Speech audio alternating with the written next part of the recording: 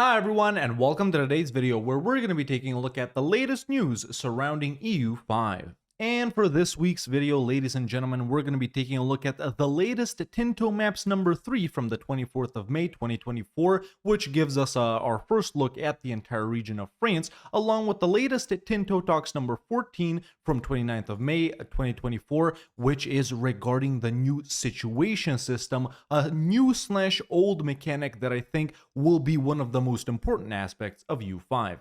So let's jump in. Taking a look at the Tinto Maps number 3 first, here we have the first image right here, the banner image, basically a zoomed in version of what we're going to take a look at pretty soon. But nonetheless, let's jump in. Greetings and welcome to the third Tinto Maps. Last week we received a great amount of feedback regarding Iberia, which we're working on, so that's great. And this week we've also reworked the map of the Low Countries, which will soon show. That's also great. For this week, though, we'll be taking a look at France up until its current modern borders, which you'll notice are quite different from the 1337 borders. And this is the political situation in the region of France in 1337. Obviously, this is something that we've expected. We've sort of seen the region of France in different map modes here and there. We've already known it's going to be like this fragmented and so on, but this is our first actual look. And yeah, man, this right here up to somewhere over here and over here, this is the region of France. So obviously, first we have the nation of France itself, and all of these blue colored nations around here are sort of various different subjects of France. Not all of them are vassals,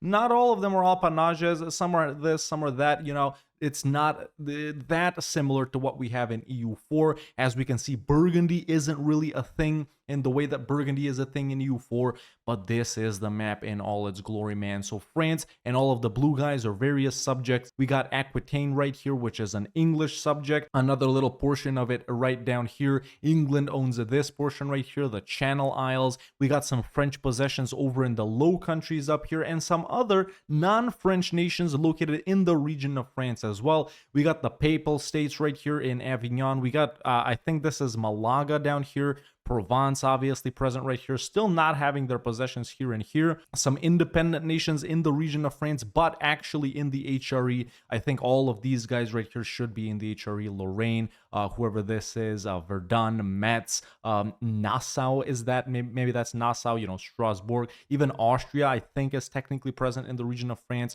We got I'm not even going to try and pronounce that, but that's like the other half of Burgundy, the one that ends up in the HRE and U4. Various Italian nations such as Savoy. I've never heard of these guys over here, so we're going to take a look at what they offer, but that is the region of France in all its glory, and I think it's looking very, very nice. Let's read more. When portraying the political situation of France in 1337, we had a few options. On one extreme, we could make it a centralized monarchy like England or the Iberian guys, basically how France was in EU4, not right at the start, but a little bit after that, before the French subjects got reintroduced, but with a much lower degree of control over its territories. Conversely, we could have a French crown similar to the HRE, and that IO thing right there is an international organization, by the way. We decided to go with the middle term, which represents the French crownlands with the country of France and its network of appanages and vassals as different subjects. We think that this way we can portray the progressive centralization of the crown under the reigns of Philip II, Louis IX, Philip IV, I think, while also portraying the powerful jurisdictional power of the French feuds. We have two types of subjects in France, by the way, vassals, which represent the regular five, I'm not even going to try and pronounce that, and appanages, which were the feuds granted to the members of the royal family that could eventually revert to the French crown. So I think there's going to be sort of an interesting mechanic working around here. Basically, let's give an example right here. I don't know exactly which guys will be vassals and appanages. Obviously, we'll take a look at that. But let's say, Nevers is a regular type of vassal. And, I don't know, Burgundy right here, let's say it's an appanage, but that's like owned by the member of the royal family, whereas Nevers is like, I don't know, some random French guy. These guys, I guess you gotta manually annex, whereas these guys, maybe there could be a way to reintegrate them back without actually doing the, annexing vassal thingy. So I'm assuming that could be a way of how it could work. You may also notice that there might be a problem incoming related to a couple of English possessions in the mainland, this right here for example, the county of Poitou and especially the duchy of Aquitaine, as well as the Channel Islands of Jersey and Guernsey, which comprise a dangerously close non-core location of England. And here we have in parentheses, they aren't big enough to be a worthwhile subject country, even if that might be a more accurate representation. So yeah, that's pretty much the political situation in France.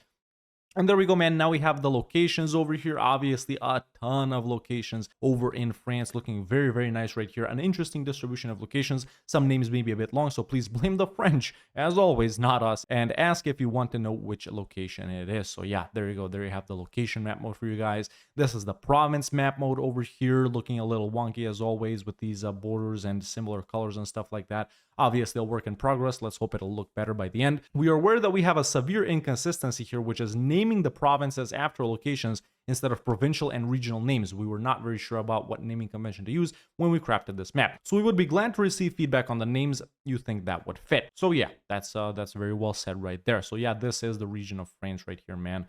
Up until, you know, these green guys, these little purple guys right here. And yeah, maybe lower Alsace and upper Alsace might be not in the region of France. I don't know. I guess they should be, right? They're all in this sort of like bluish, purplish color anyway. Here we have the terrain map mode, basically the climate over here, oceanic, pretty expected. We have the, you know, topography. We have the type of, you know, vegetation. So yeah, it's all looking very nice. We'll also read your feedback regarding the terrain of France, although we already know some of the issues to correct, for example, changing the vegetation. Yeah, that's pretty much it. Now, this is the culture map mode right here. Very interesting. This had a pretty good reaction, man. Obviously, as expected, way more cultures than what we're used to in EU4. Obviously, the Francian culture right here wasn't as spread as it is about 100 years after the game starts. Quite a bit more simplified in EU4, but yeah, I think it's looking very nice. And this is probably the region that we've seen so far with the most, you know, overlap between cultures, right? In the other culture map modes that we've been shown so far, it's mostly, you know, pretty like this, right? They don't intertwine, but I think, you know, even though we have some of that, but this is like the region with the most, you know, this happening right here with the most intermingling of cultures. Yeah, I'm wondering how it's gonna go, how the spread of the Francian culture engulfing all of these, well, not all of them, but some of the cultures around it is going to go, and then in the south as well. Although there are two big cultural divisions of the French languages, the langue d'oil and the Languedoc.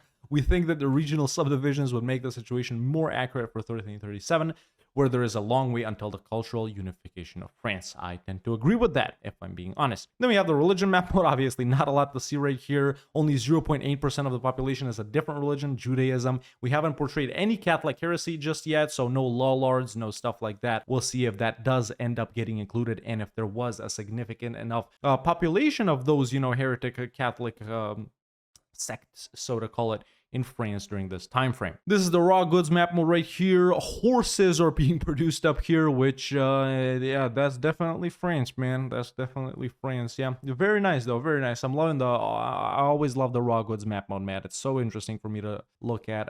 Yeah, I think this is going to be pretty important, at least in my style of gameplay for EU5.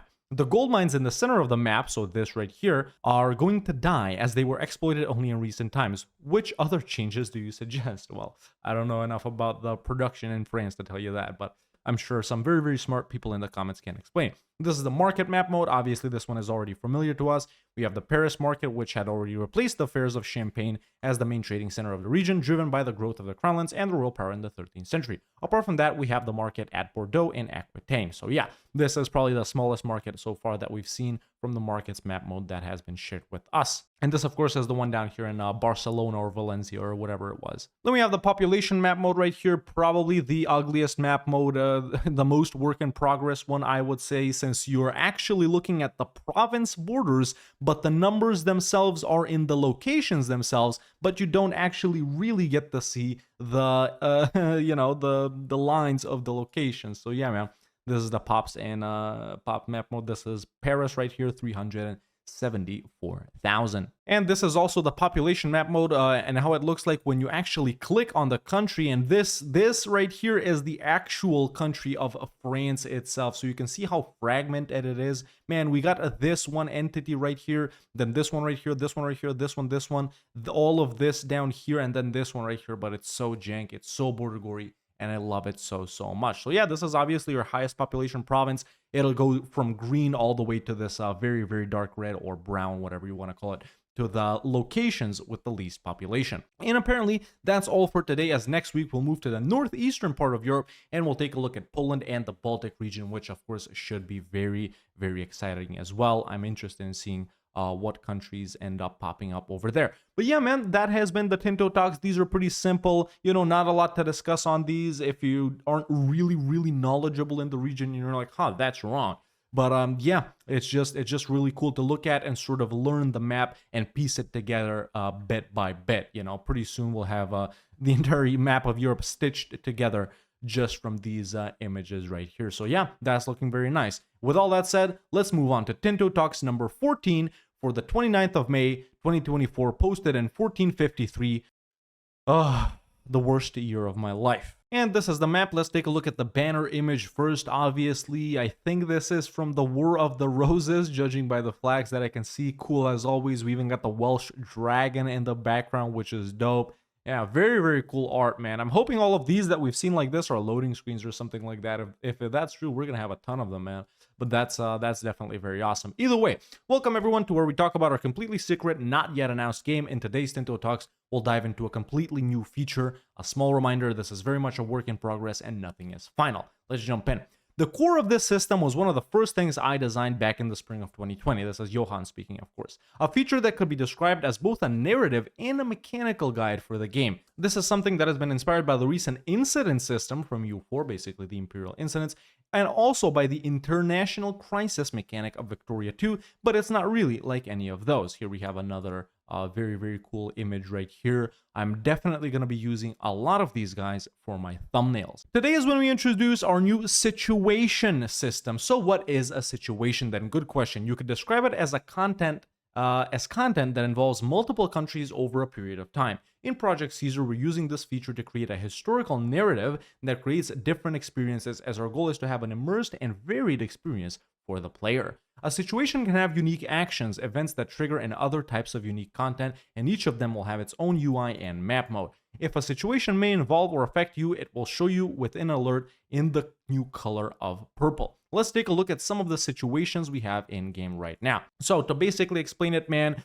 a situation is going to be something important that happened historically that is more than just an event that you get and you just click yes or no or whatever or something like that, or is something that did happen historically but may or may not happen or isn't accurately represented in EU4, right? Let's talk about the rise of the Manchu or Qing or something like that. Sure, you do gain some stuff with that. Ming gets disasters and whatnot, and these guys form and you get various events depending on who you're playing in that region, but it doesn't always happen, right? Ming doesn't always blow up. Qing doesn't always form. Qing never conquers all of China, like maybe the Italian wars or something like that. The Burgundian succession, even though it is better, it's still not really all the way there. So that's something that this is going to represent, I hope, very accurately, and I hope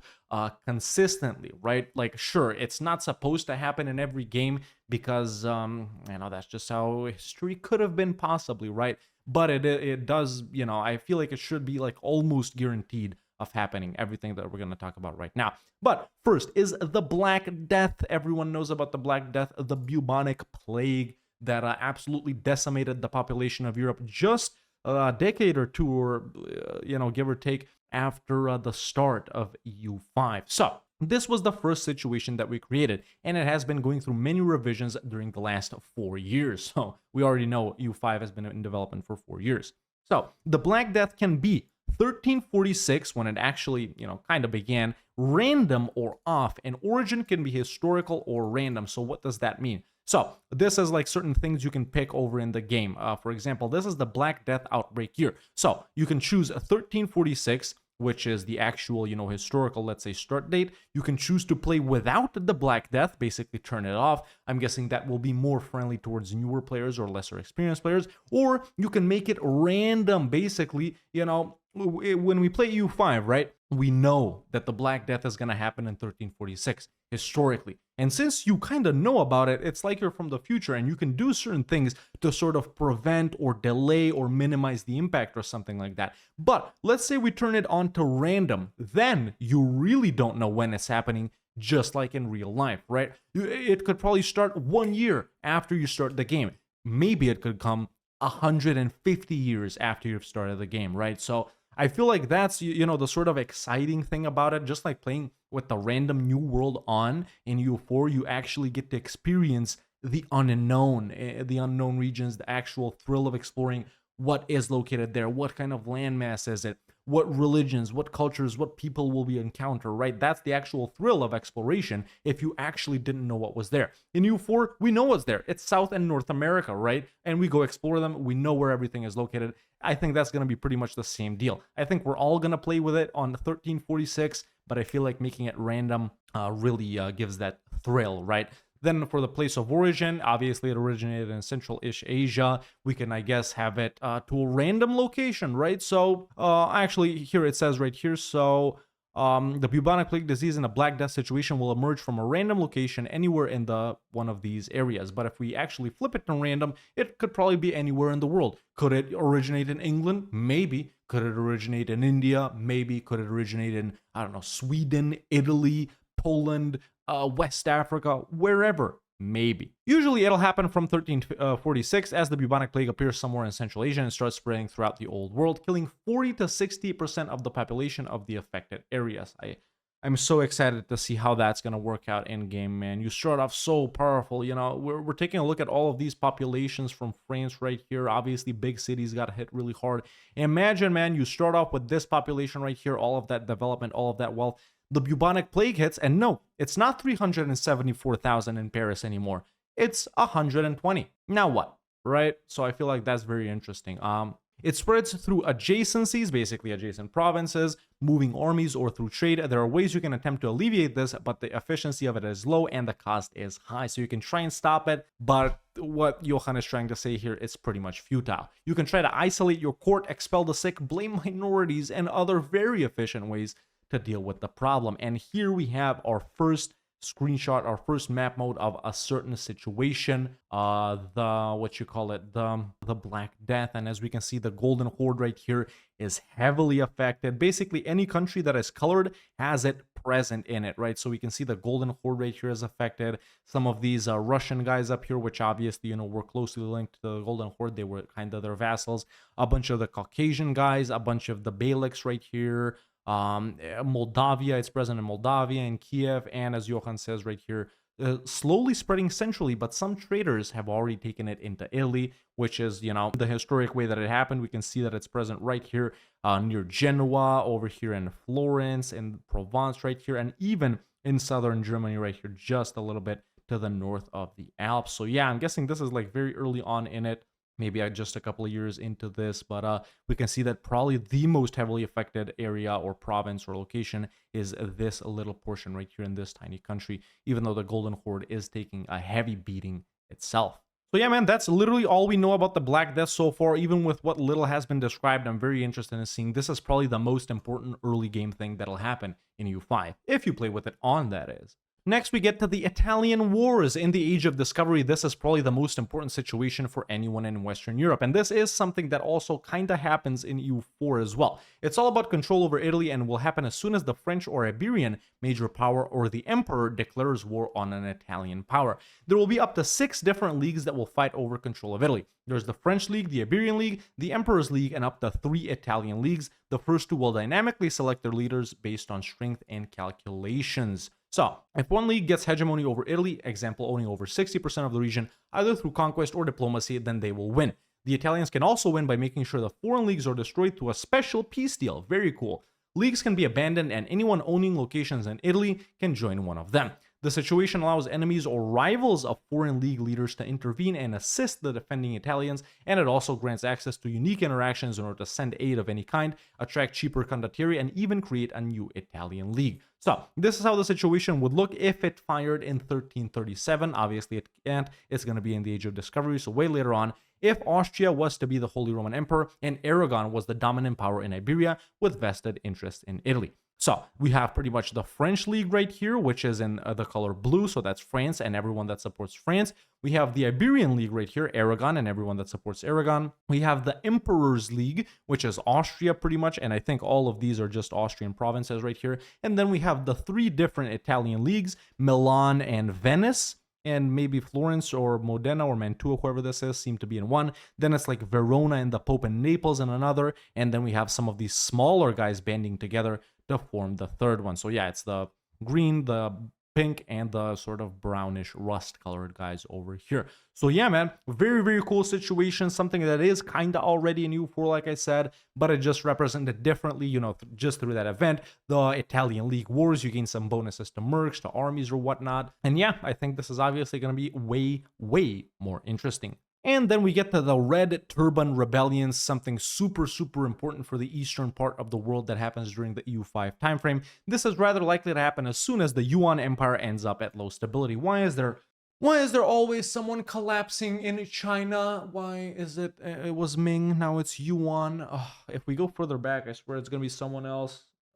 It will create an international organization called the Red Turbans, which will get a lot of rebel countries. The situation can happen to Yuan after 1350, so super early on. If their stability drops below 25, remember it's between, I think, 0 and 100 in U5, or maybe minus 100 and 100. While also either of their estates is not satisfied. The requirements are harsh, but once you reach the age of discovery, you have avoided the situation. So yeah, that's great, man. I think, you know, Yuan only needs to get past the first stage for it to stay intact. With that being said, the situation will most likely fire in a playthrough. During this period, the Red Turban Rebels will spawn as an international organization, so we have sort of an intermingling between the two sort of most important mechanics that EU5 will feature that we've heard about so far. International organizations, which we already talked about a couple of videos ago, and now we have the situation mechanic merging into one, which is in direct opposition to the Huangdi, the Chinese emperor. While the situation is going on, events will pop up that force Yuan to release historical Chinese tags in their historical order. So first Song is released, then Wu, then Tianwan, etc., which joined the international organization and immediately declared their own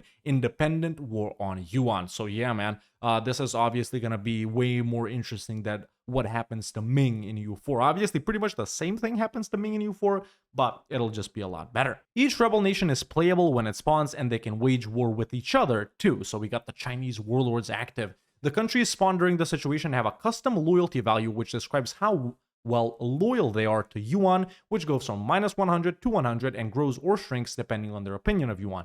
Most rebel nations will start at minus 100 as they actively fought against Yuan. However, some nations spawned through the situation represent the Mongolian generals who gained a lot of autonomy, but were still fighting for Yuan's cause. They would spawn with plus 50 loyalty. If any rebel country reaches more than 0 loyalty, they will automatically leave the Red Turban Rebels international organization. In order to end the situation as Yuan, you have to regain internal stability, but also ensure that the Red Turban Rebels have no members left anymore after 20 years of the start of the situation. So it is going to be fairly long. If you get it as Yuan, it's going to be quite a while before you manage to stabilize again. All states spawn through the situation with over 50 loyalty will then automatically be annexed by Yuan. So you definitely can, get them back automatically. On the other hand, the situation also ends once any rebel tag owns the majority of China, around 70%. Of all the locations there. If that happens, the rebel tag, which fulfills the requirements, will assume the imperial throne and take over the tag of China and get the mandate of heaven. The situation unlocks special diplomatic actions for Yuan and the rebels alike. Yuan can grant titles to any released state that is not at war with, basically the loyal guys, giving a significant loyalty and opinion boost in exchange for a hefty fee. They can also negotiate which rebellions will decrease the process for a rebellion to break out, and they can call loyalist countries, those with plus 50 loyalty, to their wars against the Red Turban rebels. Meanwhile, the rebel states have a special CB against Yuan and other rebel states with a vastly reduced war score cost for Chinese locations. So already similar to the, unique mechanics that the Chinese kingdoms, get in EU4. They also get access to an action that allows them to rein in a conquered area, greatly reducing the local integration speed.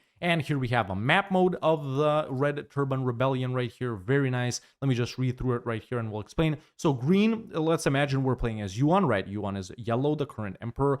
Green are your loyal servants, basically nations that popped out, but they still like you. Orange are the rebels, and then red is the strongest of the rebels. So that is it right there, man. We got, let's say, 4 tags right here, which are loyal to Yuan. We got 1, 2, 3, 4, 5, 6, 7, 8. I think I counted correctly. That's 8. Nations that are disloyal to Yuan, and of them, the Kingdom of Chen is the strongest. So yeah, a very interesting situation, man. Yuan is absolutely huge. No Manchu guys up here, just some guys over here. We got Korea. We got interesting that Japan is represented as unified right here. Huh.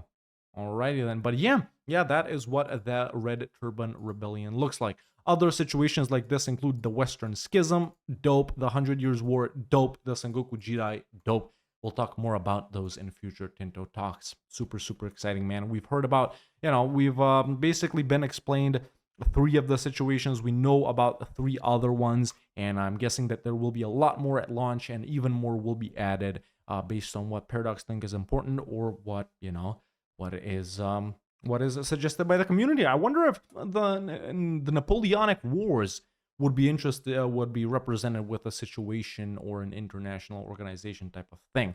But I guess that's way too far down the line, and I wonder if anyone will even play that far, just like in EU4. But yeah, man, that's pretty much it right there for the 2 latest, development diaries right here, Tinto Maps 3 and Tinto Talks. So what is it? 14, I think it was. Yeah. So yeah, very interesting things. I'm loving the new international organizations and the situations mechanic. The maps are always nice to look at and get a familiarity for what we're going to be dealing with.